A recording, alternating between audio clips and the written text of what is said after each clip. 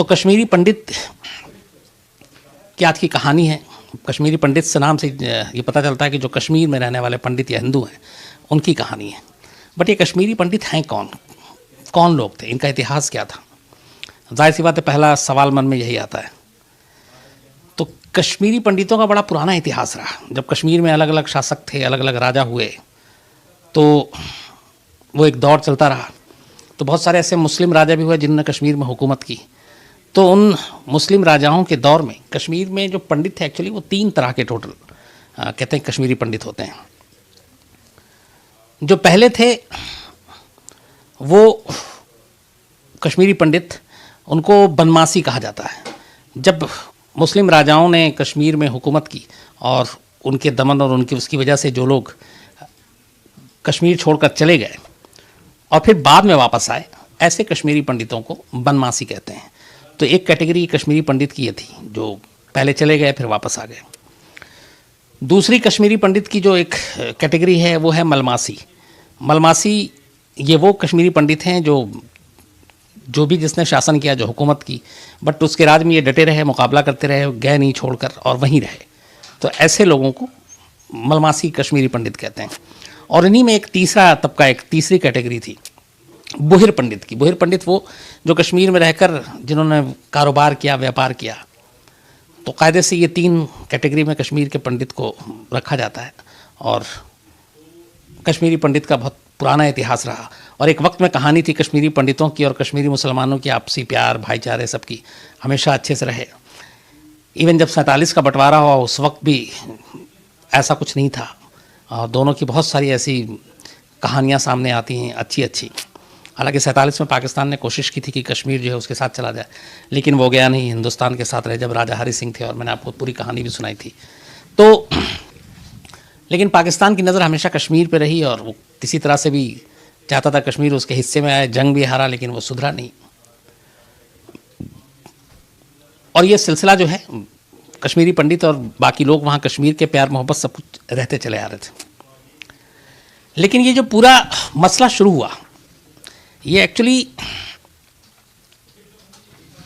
80 के दशक में थोड़ा सा बदलाव आना शुरू हुआ था कश्मीरी पंडितों को लेकर। और उसकी वजह ये थी कि उस वक्त रूस ने अफ़गानिस्तान पे चढ़ाई कर दी थी और अमेरिका रूस को वहाँ से खदेड़ना चाहता था। अफ़गानिस्तान के जो लोग हैं वो रूस के ख़िलाफ़ कबायली और बाकी ऐसे सारे लोग वो लड़ाई पे उतर गए। और इसी दौरान में पाकिस्तान ने भी मदद की। जो अफ़गानी थे, जो कबायली और सारे लोग जो रूस के ख़िलाफ़ जंग लड़ रहे थे, तो उनको ट्रेनिंग देना शुरू किया। जनरल ज़ियाउल हक तब जुल्फ़िकार अली भुट्टो को हटाकर सत्ता पे पाकिस्तान के काबिज़ हो चुके थे।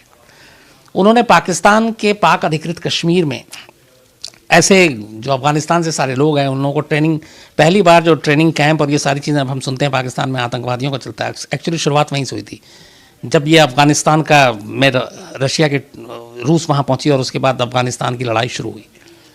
तो ज़ियाउल हक ने अफ़गानिस्तान के ऐसे बागियों और ऐसे लोगों को जो रूस से लड़ाई कर रहे थे उनको तैयार करना शुरू किया और उनको ट्रेनिंग देनी शुरू की पाक अधिकृत कश्मीर में। उसी ट्रेनिंग के दौरान अब जाहिर सी बात है अपना पाक अधिकृत कश्मीरी जो अपने कश्मीर है तो बहुत ज़्यादा वो दूरियां नहीं, नज़दीकी, क्योंकि कभी एक था 47 से पहले। तो फिर उस वजह से क्रॉस बॉर्डर भी होने लगा और फिर बाकी चीज़ें धीरे धीरे हथियार और ये चीज़ें भी आने लगी। और पाकिस्तान की नज़र वैसी थी कश्मीर पे, जंग से वो जीत नहीं सकता था। तो ज़ियाउल हक को लगा कि क्यों ना ये सस्ता भी पड़ेगा, जो अफ़गानिस्तान के जिन लोगों को तैयार कर रहा हूँ उन्हीं में से कुछ इधर भड़का के और कश्मीर में भी जो है हिंदू मुस्लिम और ये सारी चीज़ें कराकर हम कश्मीर को हड़प लें। तो वो एक साजिश वो भी थी। तो वहाँ से ये चीज़ें शुरू होती हैं। हालांकि 2 चीज़ें यहाँ पे थोड़ी, एक ही है कि कश्मीर में हमेशा जो कश्मीरी पंडित हैं उनकी तादाद, एक कहते हैं कि 5% 5% से ज़्यादा नहीं रही, लेकिन कुछ लोगों का क्लेम है कि नहीं करीब 15% के करीब थी। तो ये एक क्लेम रहा। तो ये जब चीज़ें शुरू हुई अफ़गानिस्तान और रूस वाली, उसके बाद इधर ट्रेनिंग कैंप, उसका हालात बिगड़ने शुरू हुए। फिर कश्मीर में धीरे धीरे घुसपैठ शुरू हुई और यहाँ पे नफ़रत के बीज बोए जाने लगे। बट इसी दौरान में एक पॉलिटिकल एक ऐसी चीज़ हुई जिसने इस चीज़ को और हवा बहुत तेज़ी से दे दी। 1986 में ग़ुलाम मोहम्मद शाह, ये फ़ारूक अब्दुल्ला के बहनोई हैं, इन्होंने फ़ारूक अब्दुल्ला की सरकार जो है सत्ता छीन ली और ये खुद जम्मू कश्मीर के ये मुख्यमंत्री बने, गुलाम मोहम्मद शाह 1986 में। जो कहते हैं, जो सारी चीज़ें हैं सामने, वो ये है कि गुलाम मोहम्मद शाह के बाद हालात और बिगड़ने शुरू हुए थे। उसकी वजह ये थी कि तब तक धीरे धीरे ये सारी चीज़ें छोटी मोटी उठती थी, कश्मीर और कश्मीर में भारत विरोधी जो चीज़ें होती थी, पर बहुत बड़े पैमाने पर नहीं थी। लेकिन गुलाम मोहम्मद शाह ने एक अजीब फैसला लिया था। उनका ये फैसला था कि जम्मू के जो न्यू सिविल सेक्रेटरिएट है, उस एरिया में एक पुराना मंदिर है जिसको गिराकर एक भव्य शाही मस्जिद बनाई जाएगी। अब जाहिर सी बात है, ये कोई बर्दाश्त तो करेगा नहीं।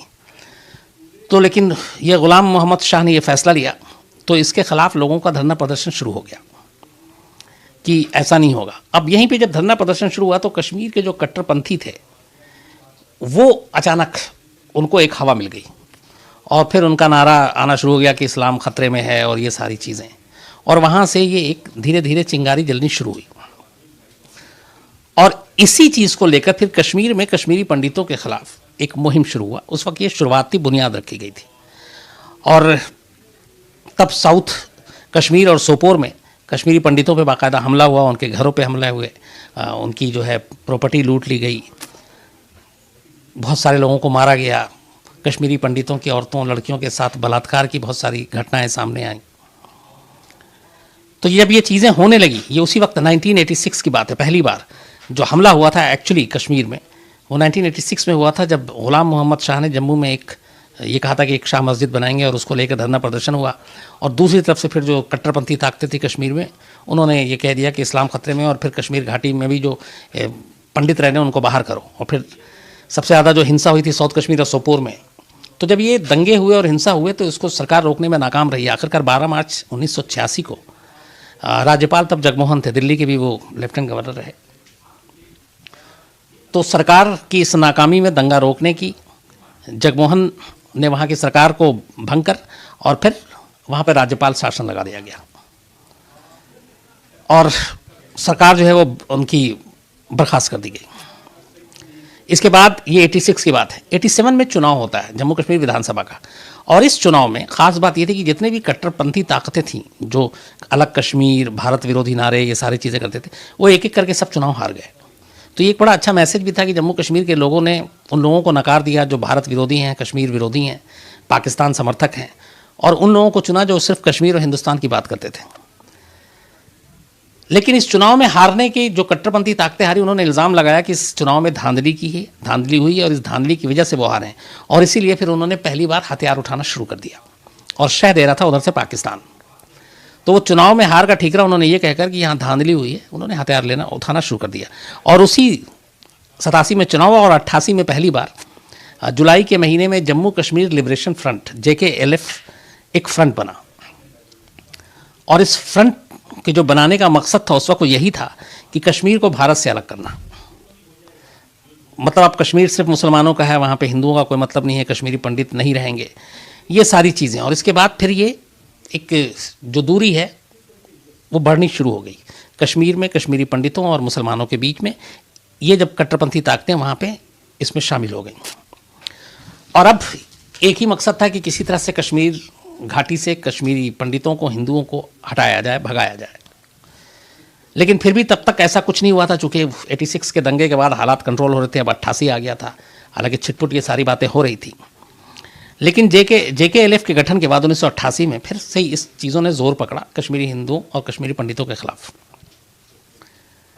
तभी 14 सितंबर 1989 को एक ऐसी घटना होती है जो फिर पूरे कश्मीर में कश्मीरी पंडितों का एक तरह से भविष्य लिख देती है। बीजेपी के उपाध्यक्ष जम्मू के और बीजेपी के एक बड़े नेता घाटी के पंडित टीकालाल टपलू 14 सितंबर 1989 को 1989 को टीकालाल टपलू को बाकायदा लोगों के सामने मार दिया जाता है, और मारने के साथ ये धमकी दी जाती है कि घाटी से जो है सारे कश्मीरी पंडित फौरन निकलने, खाली कर दें। टपलू की इस कत्लेआम के बाद पहली बार एक डर लगता है वहाँ पे आम जो कश्मीरी पंडित थे कि अगर इतने बड़े नेता के साथ ऐसा हो सकता है तो फिर कोई भी सुरक्षित या महफूज नहीं है। लेकिन ये सिर्फ शुरुआत थी। इसके ठीक 1.5 महीने के बाद वहाँ रिटायर्ड जज नीलकंठ गंजू, इनकी हत्या कर दी जाती है। ये नीलकंठ गंजू वही थे जिन्होंने JKLF के जो आतंकवादी मकबूल भट्ट को फांसी की सज़ा सुनाई थी, उस मकबूल भट्ट को जिसे बाद में तिहाड़ जेल में फांसी दी गई।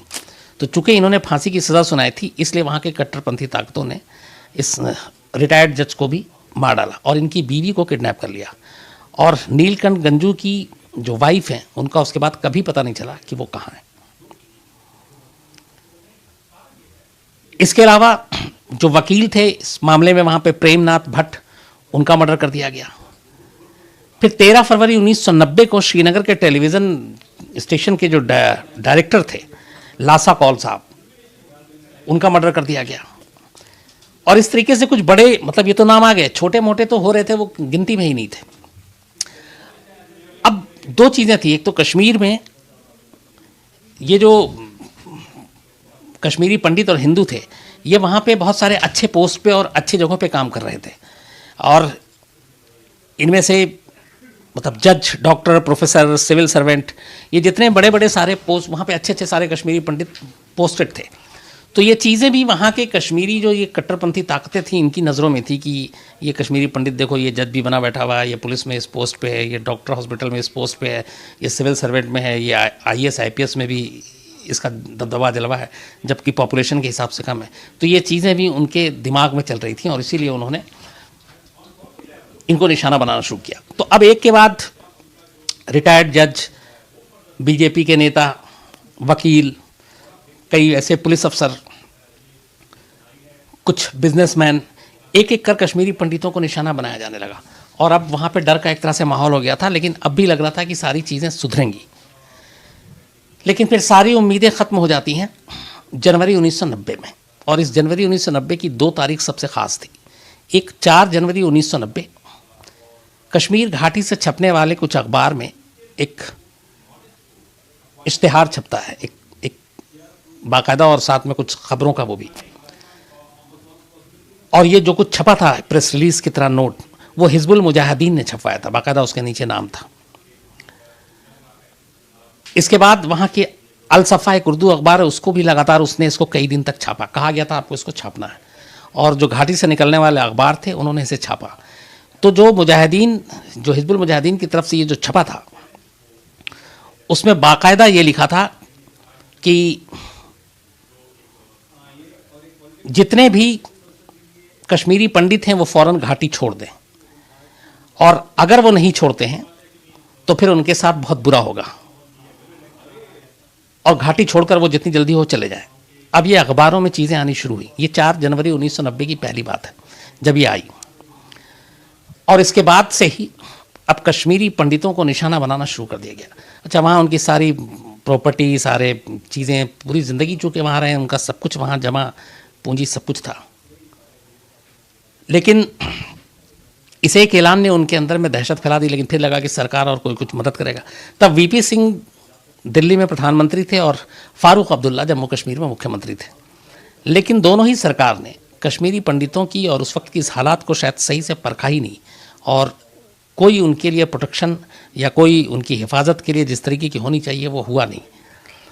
और अंजाम ये हुआ कि इस 4 जनवरी 1990 के अखबारों में ऐलानिया, इस ऐलान के बाद कि आप कश्मीरी पंडित फ़ौरन सब घाटी छोड़कर चले जाओ, उसके बाद वहाँ मार काट, कश्मीरी पंडितों को मारना, उनके घरों को जला देना, प्रॉपर्टी लूट लेना, दुकानें लूट लेना, उनकी औरतों, लड़कियों के साथ बलात्कार, रेप करना, ये सिलसिला शुरू हो गया।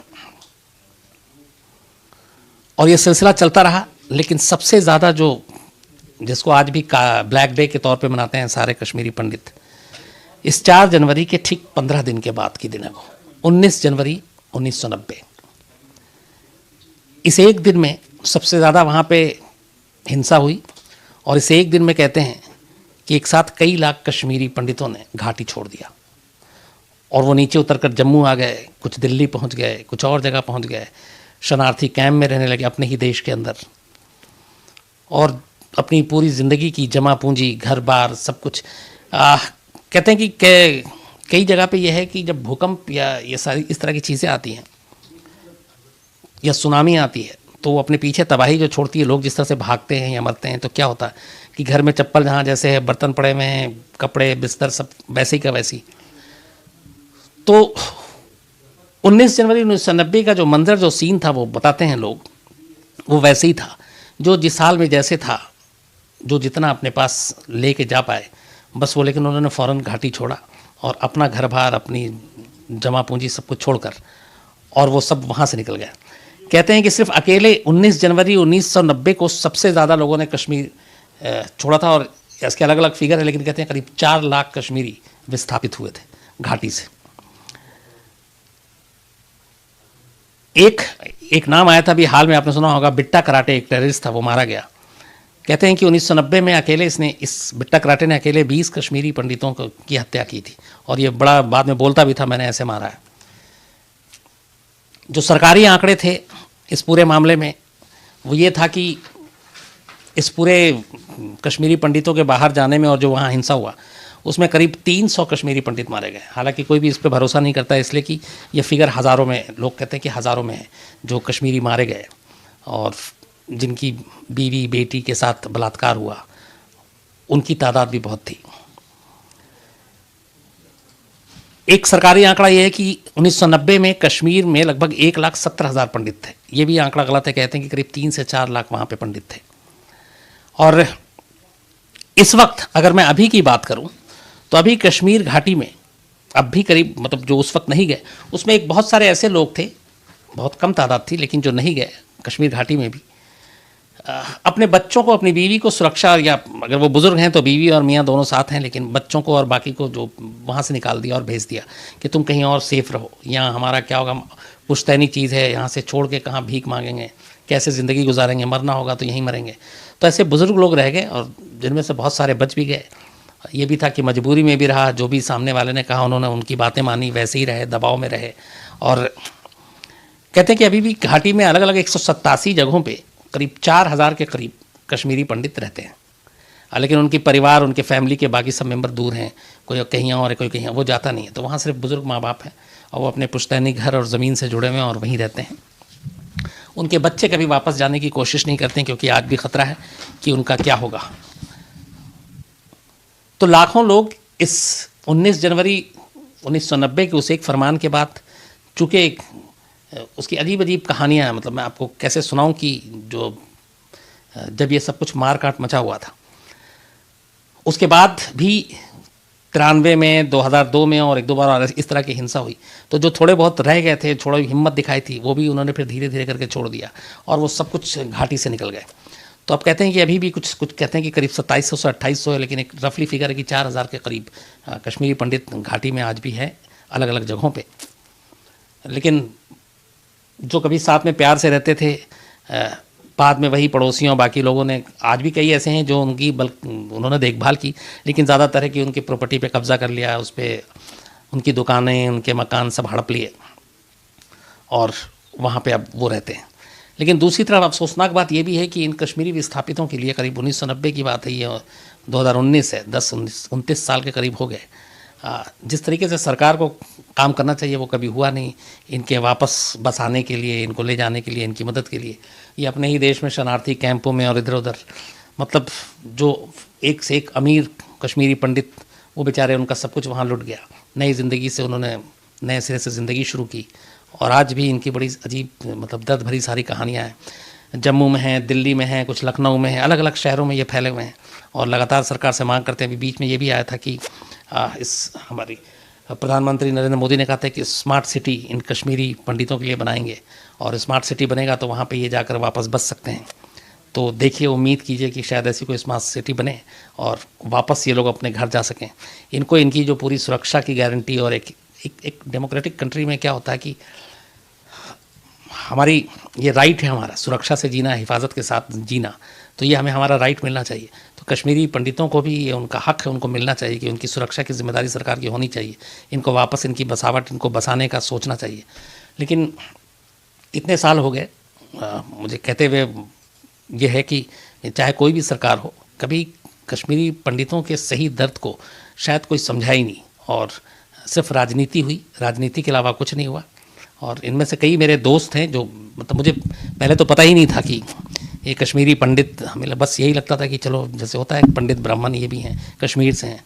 लेकिन कश्मीरी पंडित फेमस क्यों हुए? क्योंकि जब उन पे ऊपर जुल्म हुआ, वो घाटी छोड़ कर निकले, तो फिर एक तरह से उनकी पहचान ही हो गई कि अब आप कहीं भी आप जाएँ, कश्मीरी पंडित हैं तो पहली चीज़ ख्याल में आएगा, अच्छा ये वो लोग हैं जिनको भगाया गया था, जिनका घर बाहर सब कुछ वहाँ लूट लिया गया, जला दिया गया, छीन लिया गया। तो अब ऐसी पहचान है। तो बड़े इन लोगों की मतलब ज़िंदगी जो है दुख दर्द भरी कहानियाँ हैं पूरी, और कोशिश यही होनी चाहिए कि वापस, इनमें से बहुत सारे ऐसे हैं जो आज भी घाटी में जाकर रहना चाहते हैं, अपनी ज़मीन से जुड़ना चाहते हैं, वहाँ बसना चाहते हैं, अपने बच्चों को ले जाना चाहते हैं, लेकिन ये है कि ऐसे माहौल में कहाँ ले जाएं, एक बार सुरक्षा की गारंटी हो तो ज़रूर जाएंगे। तो ये पूरा इतिहास था कश्मीरी पंडितों का, और हम सबको यही दुआ करनी चाहिए कि ये सब वापस अपने अपने घर जाएं और इन्हें इनका हक़ मिले, इनसे जो कुछ छीना गया है उन्हें वो वापस मिले, और सब प्यार मोहब्बत से रहें। और क्या चाहिए दुनिया में। लियाकत अली खान मुस्लिम लीग के एक बड़ा चेहरा, बड़ा नाम, और जिन्ना के बाद सबसे बड़े नेता मुस्लिम लीग पार्टी के। तो 16 अक्टूबर 1951 को मुस्लिम लीग की एक रैली थी, और ये रैली थी रावलपिंडी में, और एक कंपनी बाग, जिसका उस वक्त वहां पे नाम हुआ करता था ईस्ट इंडिया कंपनी गार्डन। तो ईस्ट इंडिया कंपनी गार्डन एक बहुत बड़ा सा एरिया है, वहां पे लियाकत अली खान की रैली थी। इस रैली में हिस्सा लेने के लिए करीब 1 लाख लोग पहुंचे थे। जिन्ना की मौत के 2 साल के बाद यह रैली हो रही थी। लियाकत अली खान तय वक्त पर रैली में पहुंचते हैं, स्टेज पर जाते हैं, सामने लोगों का हुजूम, करीब 1 लाख लोग। उनके ठीक सामने मंच के एक तरफ एक ऐसा एरिया था जहां पे सीआईडी के जो अफसर और टीम है उनके लिए वो फिक्स था, वो वहां पे बैठेंगे। उनका काम यह था कि रैली में कोई ऐसी चीज ना हो जाए, कोई हमलावर ना आ जाए, कोई अफरा तफरी का माहौल ना पैदा करे, सुरक्षा का इंतजाम बेहतर हो। तो उनको वहां पर रहकर इन चीजों को देखना था, और सामने लियाकत अली खान थे। लियाकत अली खान तय वक्त पर, बल्कि तय वक्त से थोड़ी देर से रैली में बोलना शुरू करते हैं। उनके मुंह से जो पहला शब्द निकलता है, ये रिकॉर्डेड भी है पाकिस्तान के उस वक्त के रेडियो में, उसमें जो शब्द था पहला, वो कहते हैं बिरादरान मिल्लत। अब बिरादरान मिल्लत का मतलब होता है कि मतलब हमारे जो हम बिरादरी हैं, हम सब एक भाई हैं। यहां से वो अपना भाषण शुरू करते हैं, लेकिन अभी उन्होंने सिर्फ इतना ही बोला था कि बिरादरान मिल्लत।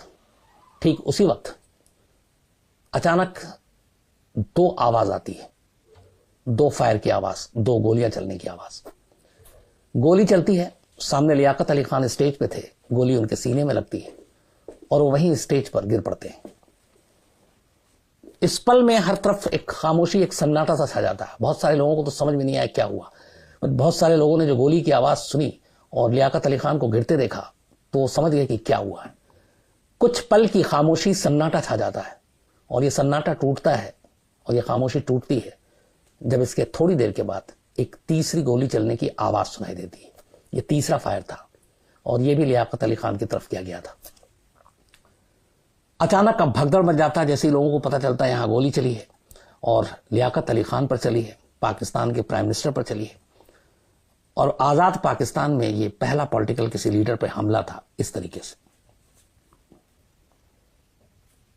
यही जो कंपनी बाग है, east India company garden Rawalpindi में, जहां पे ये गोली चली लियाकत अली खान के सीने पर लगी, इसी बाग में 55 साल के बाद बेनजीर भुट्टो की गोली मारकर हत्या की गई जब वो चुनावी रैली में थी। तो 16 अक्टूबर 1951 को लियाकत अली खान को इस बाग में गोली मारी गई रावलपिंडी के, और इसके 55 साल बाद यानी कि 2006 में बेनजीर भुट्टो का कत्ल होता है इसी बाग में, एक ही जगह पे। हालांकि जब बेनजीर भुट्टो का हुआ तब वो उस वक्त विपक्ष में थी, उससे पहले लेकिन वो प्राइम मिनिस्टर रह चुकी थी।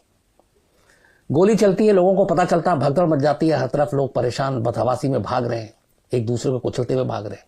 इसी दौरान में लियाकत अली खान के सुरक्षा गार्ड की नजर सामने उस तरफ पड़ती है जो सीआईडी के लिए जगह रिजर्व थी। वहां पे एक शख्स हाथ में पिस्टल लिए दिखाई देता है। इसके बाद चौथी गोली चलती है, और ये चौथी गोली लियाकत अली खान पे नहीं, बल्कि मंच के सामने सीआईडी की उस रिजर्व जगह पर उस शख्स पे चलती है जिसके हाथ में पिस्टल था। लेकिन मारने वाला जो शख्स था वो बहुत कुछ बता सकता था, कैसे हुआ क्या हुआ, लेकिन जवाब में जिस सुरक्षा गार्ड ने गोली चलाई, अफसर ने, उसने उसके पैर पे या कहीं और निशाना नहीं लिया, सीधे ऐसी जगह गोली मारी जहां से बचने की कोई उम्मीद ही नहीं बचती। जिस शख्स ने गोली चलाई थी लियाकत अली खान पे, उसको वापस गोली मारी गई और वो शख्स वहीं मर गया। जिस शख्स को गोली मारी गई थी और जिस शख्स ने लियाकत अली खान पर गोली चलाई थी, बाद में उसकी शिनाख्त सईद अकबर के तौर पर होती है। सईद अकबर, सईद अकबर बेसिकली अफगानिस्तान का रहने वाला था और उसके जो फादर थे, उन्होंने अफगान के उस वक्त के राजा जो थे अमानुल्लाह खान, उनके साथ हुआ करते थे और उनके लिए जान दी थी इस सईद अकबर के फादर ने। उसके बाद फिर सईद अकबर वहां से भाग के भारत आ गया। तब इंडिया पे अंग्रेजों का कब्जा था और भारत में अंग्रेजी सरकार ने बाकायदा सईद अकबर को वजीफा देना शुरू कर दिया था। लेकिन फिर 47 में जब बंटवारा हुआ तो चूंकि जिस जगह पे था सईद अकबर, वो जगह पाकिस्तान के हिस्से में चला गया, तो अब वो पाकिस्तानी हो गया था। सईद अकबर अफगानिस्तानी था, भारत में शरण लिया, लेकिन बंटवारे के बाद वो पाकिस्तान का हिस्सा हो गया और वो पाकिस्तान चला गया और पाकिस्तान में ही रहने लगा। अंग्रेज जो उसे वजीफा देते थे, उसके बाद पाकिस्तान की सरकार अब उसे वजीफा देने लगी। उस दौर में करीब 450 रुपये मंथली उसे वजीफा मिलता था। 450 रुपये 1951 में बहुत बड़ी रकम हुआ करती थी। अब यहां पे हैरत की बात यह थी कि सईद अकबर उस सीआईडी के रिजर्व एरिया में बैठा हुआ था, जहां पे सीआईडी के अफसरों या कर्मचारियों के अलावा और किसी की एंट्री भी नहीं थी। तो ये वहां पे कैसे पहुंचा, उस जगह तक कैसे पहुंचा, और स्टेज वहां से सामने था, और उसने क्यों लियाकत अली खान को गोली मारी? इन सवालों के जवाब सामने आने थे। क्या थी साजिश? लेकिन सामने से जिस अफसर ने सईद अकबर पे गोली चलाई, वो गोली सीधे उसकी जान लेने के लिए चलाई गई और सईद अकबर की मौत हो गई। उसके साथ ही यह राज दफन हो गया कि सईद अकबर ने लियाकत अली खान को क्यों मारा। सवाल यहां पे भी उठा कि इतना अहम शख्स जो एक प्राइम मिनिस्टर को गोली मार रहा है, उसको आखिर तक जिंदा पकड़ने की कोशिश करनी चाहिए ताकि कि जो राज है, जो साजिश है, वो बेनकाब हो सके।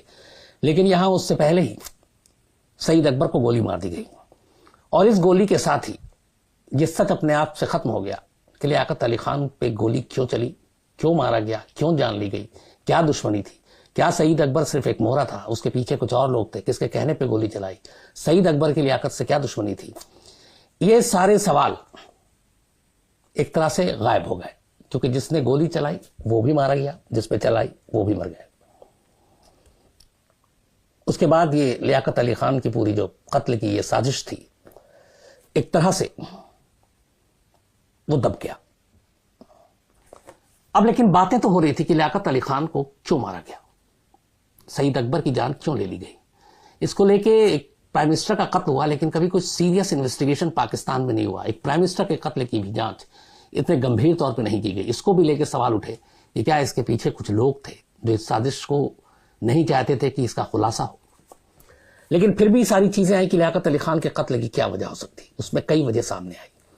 पहली वजह यह थी कि जब ये लियाकत अली खान का कत्ल हुआ और उस दौर में रूस और अमेरिका के बीच कोल्ड वॉर चल रहा था और दोनों देश बाकी देशों का समर्थन चाहते थे, ज्यादा से ज्यादा चाहते थे कि लोग उनके खेमे में आए। अमेरिका के साथ उस वक्त होड़ मची हुई थी कि कौन कौन से दुनिया के देश अमेरिका की तरफ जाएंगे, कौन रूस की तरफ जाएगा और कोल्ड वॉर ऑलरेडी चल रहा था। भारत का उस वक्त रवैया यह था कि भारत भी आजाद हुए करीब 4 साल ही हुए थे, तो वो रूस के खिलाफ भी नहीं जा सकता था और अमेरिका के खिलाफ भी नहीं। तो भारत ने यहां पे गुट निरपेक्ष रहा, न्यूट्रल रहा, और भारत का यह स्टैंड था कि हम किसी एक के खेमे में नहीं जाएंगे। लेकिन पाकिस्तान का क्या, पाकिस्तान भी उसी वक्त आजाद हुआ था और पाकिस्तान के सामने चुनौती थी अपने देश को खड़ा करना पैरों पर। तो वो रूस की तरफ जाए या फिर अमेरिका की तरफ जाए। इसी दौरान में अमेरिकी प्रेसिडेंट ने भारतीय प्राइम मिनिस्टर जवाहरलाल नेहरू को अमेरिका आने की दावत दे दी। इससे पाकिस्तान थोड़ा सा बिफर गया। उसे लगा कि दोनों देश आजाद साथ में हुए, लेकिन अमेरिका हिंदुस्तान को ज्यादा तवज्जो दे रहा है। तो इस बात से पाकिस्तान की जो नौकरशाही थी, आर्मी थी, उसमें गुस्सा था। इधर दूसरी तरफ लियाकत अली खान खुद अमेरिका की तरफ जाना चाहते थे। इस कोल्ड वॉर में वो रूस की बजाय अमेरिका का सपोर्ट करना चाहते थे। बट कई सारे लोगों को ये चीज पसंद नहीं थी कि वो अमेरिका की तरफ जाए। ये कहा जा रहा था कि आप रूस की तरफ जाए, मॉस्को जाइए, वहां से दोस्ती कीजिए। लेकिन लियाकत अली खान को फंड चाहिए था, पैसे चाहिए थे, और वो अमेरिका की तरफ ही जाना चाहते थे। इस दौरान में एक ब्यूरोक्रेट्स थे जिन्होंने लियाकत अली खान प्राइम मिनिस्टर को यह समझाया कि देखिए ऑलरेडी भारत के साथ अमेरिका है, बहुत नज़दीकी रिश्ता है और हमें उसने तवज्जो नहीं दिया, तो रूस के साथ जाने में ज़्यादा भलाई है, तो आप रूस के साथ जाएं। कहते हैं कि उसके सुझाव पे लियाकत अली खान ये तैयार हो गए कि हम रूस के साथ जाएंगे और मॉस्को जाएंगे, अमेरिकी नीति छोड़ देंगे। लेकिन फिर अमेरिका और ब्रिटेन ने पाकिस्तान को धमकाया और कहा कि रूस के साथ जाएंगे तो अब अच्छा नहीं होगा। इस धमकी के बाद लियाकत अली खान मॉस्को जाने का अपना दौरा उन्होंने कैंसिल कर दिया और अमेरिका के ही साथ रहे। लेकिन कहा यह जाता है कि अमेरिका को लियाकत अली खान का ये रवैया पसंद नहीं आया कि वो रूस के खेमे में जाए। उन्हें लगा कि लियाकत अली खान भरोसे के आदमी नहीं, आगे चलकर ये पाला बदल सकते हैं। तो एक थ्योरी ये है कि इसी लियाकत अली खान के बदलते पाले को ध्यान में रखते हुए अमेरिका ने अपनी खुफिया एजेंसी CIA के जरिए लियाकत अली खान का कत्ल करवा दिया। ये एक थ्योरी है।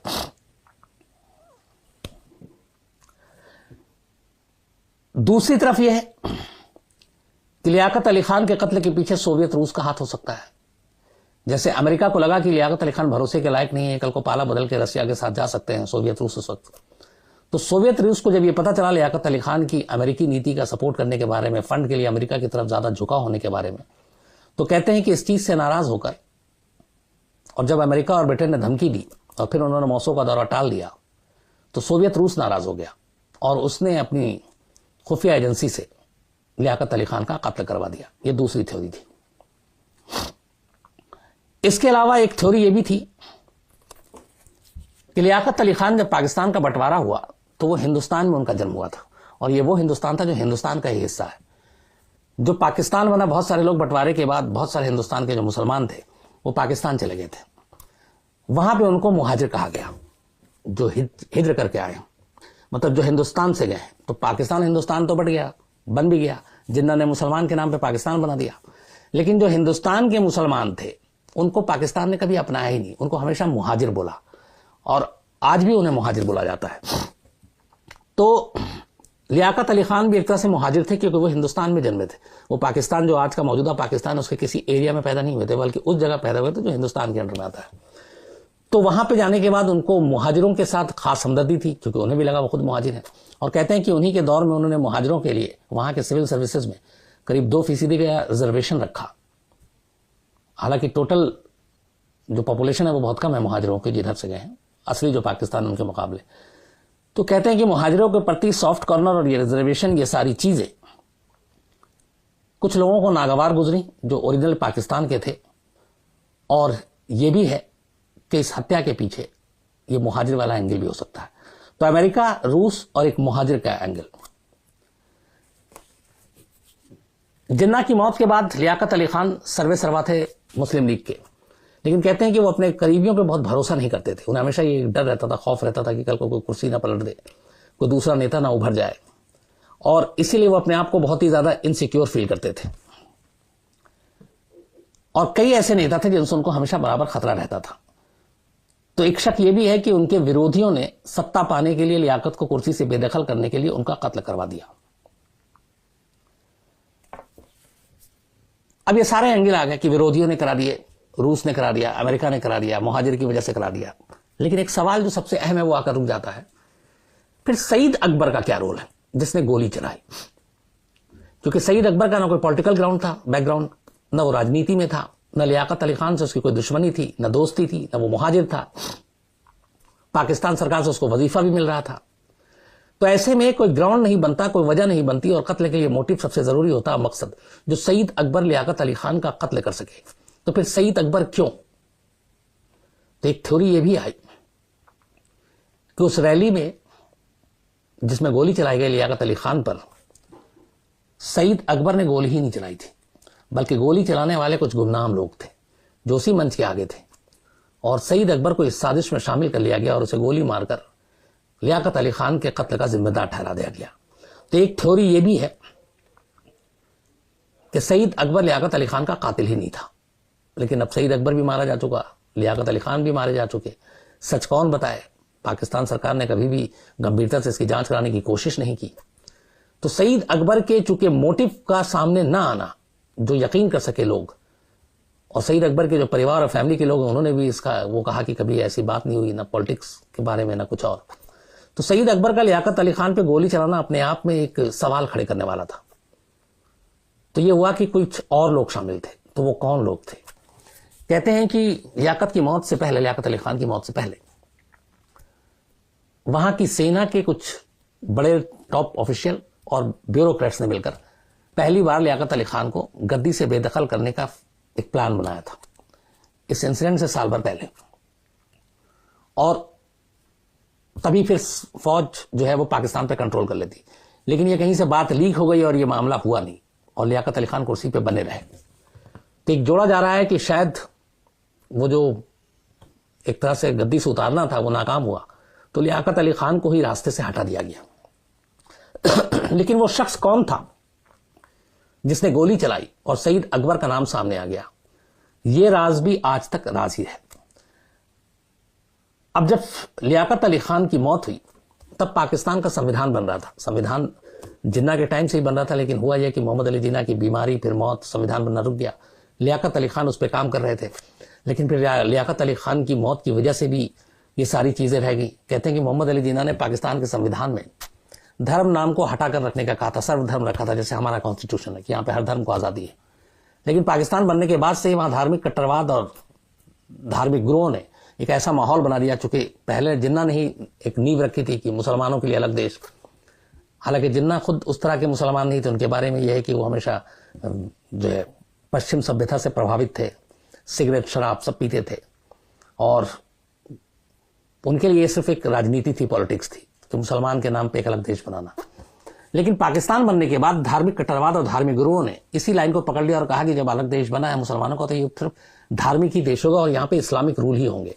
तो उस वक्त संविधान बन रहा था और लियाकत अली खान बना रहे थे, लेकिन लियाकत अली खान की मौत के बाद संविधान बनने में टाइम लग गया, जबकि भारत में उसके बाद 1949 में संविधान बन चुका था। पाकिस्तान में नहीं बना और इस न बनने की वजह से पाकिस्तान में उथल पुथल रही, सरकारें कमजोर रही, क्योंकि आपका कॉन्स्टिट्यूशन ही नहीं है। आपको किस किस चीज में, खासतौर पर धार्मिक के मामले में, धर्म के मामले में क्या कैसे देश चलाएगा ये पता नहीं था। तो लियाकत अली खान की मौत की वजह से पाकिस्तान का जो संविधान है वो भी एक तरह से रुक गया। बहुत कोशिश की गई बाद में लियाकत अली खान की इस पूरे कत्ल की साजिश को बेनकाब करने की, जानने की कि आखिर कत्ल किसने किया है। लेकिन चाहे वो 1951 में आई हुई सरकार हो या उसके बाद आने वाली तमाम सरकारें हो, किसी ने भी कभी सीरियसली इसको लिया नहीं कि लियाकत अली खान के कत्ल की साजिश और कत्ल का सच सामने लाया जा सके। और यही वजह है कि पाकिस्तान के पहले प्राइम मिनिस्टर लियाकत अली खान के कत्ल की गुत्थी आज भी अनसुलझी है, आज भी एक रहस्य है कि उनके कत्ल के पीछे कौन कौन लोग थे। जिस सईद अकबर का नाम आया, पाकिस्तान के अंदर ही लोग इस बात को गले के नीचे नहीं उतार पा रहे कि एक अफगानी जिसका कोई पॉलिटिकल बैकग्राउंड नहीं, जिसकी कोई दुश्मनी नहीं, जिसका कोई मोटिव नहीं, कोई मकसद नहीं, वो पाकिस्तान के प्राइम मिनिस्टर का कत्ल क्यों करेगा। कातिल और कत्ल की साजिश कुछ बड़े लोगों ने रची, लेकिन वो कौन लोग हैं आज करीब 71 साल, बल्कि 71 नहीं 69 साल हो गए, 69 ईयर्स, 51 में हुआ था, ये किसी को नहीं मालूम। तो ये एक राज है। जैसे बेनजीर भुट्टो के कत्ल को लेकर भी कहते हैं कि जो साजिश थी वो बड़ी थी, लेकिन उस साजिश के पीछे कौन कौन लोग नहीं मालूम, यहां तक कि परवेज मुशर्रफ का भी नाम आया। तो पाकिस्तान के रावलपिंडी का एक ऐसा ईस्ट इंडिया कंपनी गार्डन का बाग, कंपनी बाग, जिसके अंदर 2 प्राइम मिनिस्टर का कत्ल हुआ है, एक सर्विंग प्राइम मिनिस्टर और ex prime minister Liaquat Ali Khan और बेनजीर भुट्टो। और इन दोनों ही कत्ल की जो साजिश थी, जो सच था, वो आज भी उस पर पर्दा पड़ा हुआ है। बाद में इस ईस्ट इंडिया कंपनी गार्डन का नाम बदलकर लियाकत अली खान बाग ही कर दिया गया। तो लियाकत बाग के नाम से अब ये मशहूर है रावलपिंडी में। और इस लियाकत बाग में 2 प्राइम मिनिस्टर की मौत देखी, कत्ल देखा। और कमाल ये है कि दोनों की ही जो साजिशें थी, दोनों की ही जो इसके पीछे की पूरी प्लानिंग थी, कौन कातिल था असली, क्यों कत्ल करवाया, ये आज 69 साल के बाद भी एक राज है, एक रहस्य है। और इस सच को कोई नहीं जान पाया।